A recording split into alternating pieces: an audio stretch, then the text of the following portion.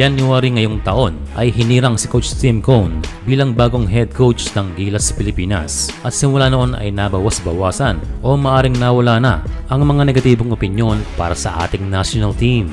Walang kalimitan namang napapansin ay ang mga players na pinipili ng coach, and for Coach Tim Cone ay umabot lamang sa 14 ang napasama sa kanyang pool.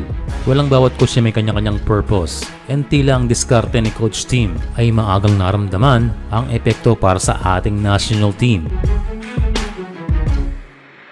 Epekto na effective dahil in just 7 months mula nang siya ay nag-take over ay umangat agad tayo ng 4 na pwesto sa rankings, at maaring ito ang simula ng pagtaas pa ng ating pwesto.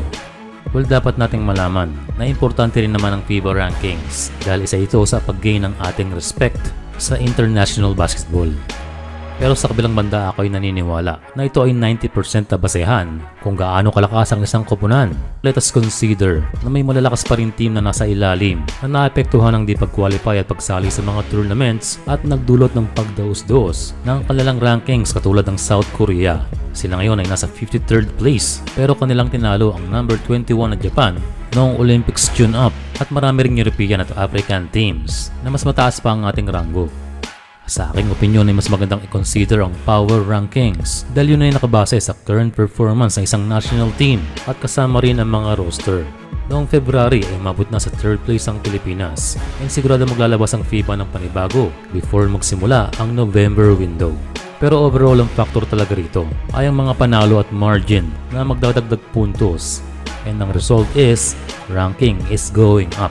At kung sakaling maganda ang ating maipakita sa next 2 windows, ay malaki rin ang epekto nito sa susunod na pag-update ng FIBA ranking men.